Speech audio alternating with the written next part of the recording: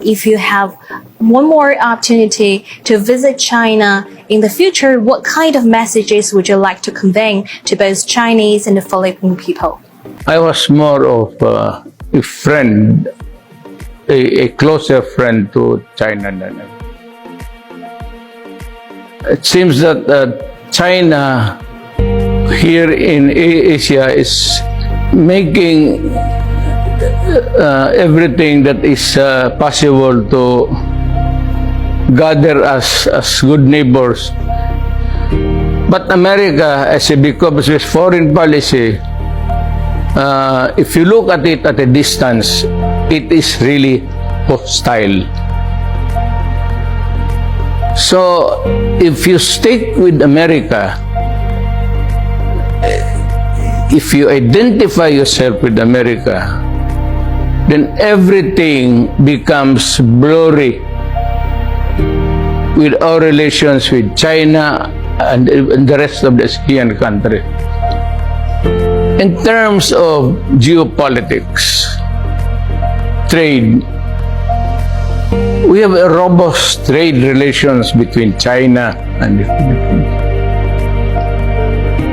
After I visited China and talked to the president, humbly asking him to consider the plight of my nation,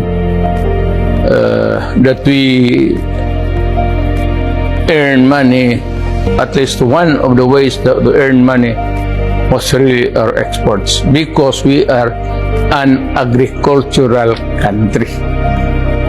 So I was very appreciative of the brotherly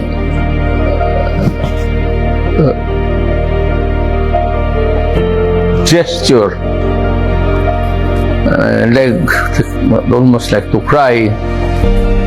It was really very kind to us Filipinos. I hope that we can stop this raucous over there, because the Americans are the ones pushing the Philippine government to go out there and find a quarrel and eventually maybe start a war.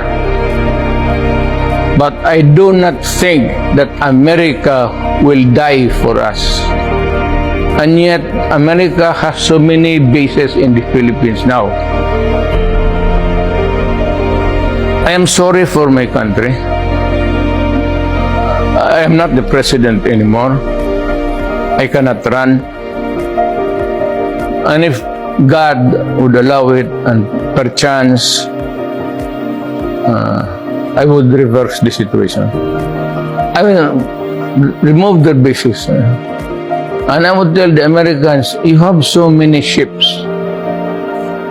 so you do not need my island as a launching pad or as a launching deck for your...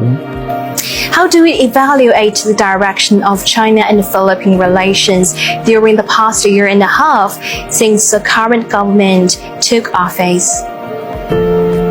But I'm very sad, and I hope that we can put it back again, rehabilitate. I hope that China will take care of us, in the sense that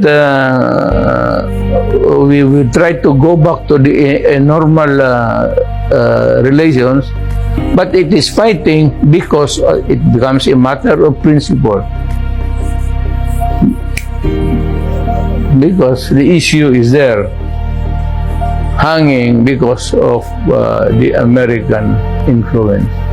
Currently, some comments believe the current Philippine authorities, under the disguise of protecting fishermen's interests, are actually encouraging them to dispute the area in what we call Huangyan Island, and keeps, initiating more hardline actions. While it's probably not so conducive to dialogue, and the real intention behind that probably to satisfy personal interests of some politicians. What's your your opinion on that question? It's not possible to talk sense to these guys. Maybe one remedy is I can talk to your government, either here, preferably here, your representative. You can talk about easing up a little bit, and I will tell the people that this is the protocol that China wants to, and it's good, and I recommend that we follow it. We never had that before during my time.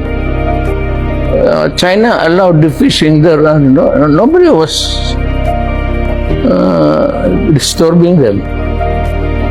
So if you want a mid-term change, a radical change of, we will be having a hard time.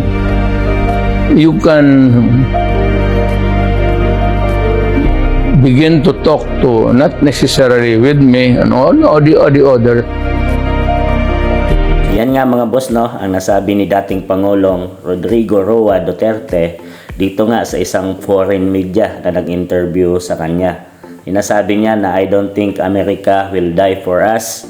Yun mga boss, no, dahil nga ngayon sa administration ni Pbbm ay mas more kampi siya dito sa Amerika at hindi nga dito sa China. So kabaliktaran yung dating administration, dahil inuna ni Pangulong Rodrigo Roa Duterte ay ang China at hindi niya naging kakampi or wala siyang magandang relationship dito sa Amerika. So saad pa ni dating Pangulong Rodrigo Roa Duterte dito nga sa pinag-aagawang South China Sea mga boss, or West Philippine Sea, ay ang gusto niya lang ay makipag-trade, makipag-negotiation ng maayos dito sa China dahil sila yung ating neighbor mga boss, at madali dahil tayo nga ay agricultural ang Pilipinas, so madali mag-export ng trade mga boss. So sa dating West Philippine Sea ay ayaw lang ni Fprrd na magkagulo para sa ating mamayang Pilipino, sumiklab ang gulo laban nga dito sa China dahil wala naman talaga tayong hindi naman talaga kakayanin ng Pilipinas na makipaglaban dito sa China. So ayaw naman niyang isubo ang mamamayang Pilipino para lang mamatay ang kanyang mga kasundaluhan dyan sa pinag-aagawang China Sea. So West Philippine Sea. So ang gusto nyo lang mga boss ay pinag-usapan na lang daw ito na walang galawan kung sino man ang mangingisdang mapunta doon. Hindi kagaya ngayon na talagang binubugahan ang mga mangingisdang lumalapit doon ng China Coast Guard. So anong masabi nyo tungkol sa pamamahala ng dating Rodrigo Roa Duterte mga boss?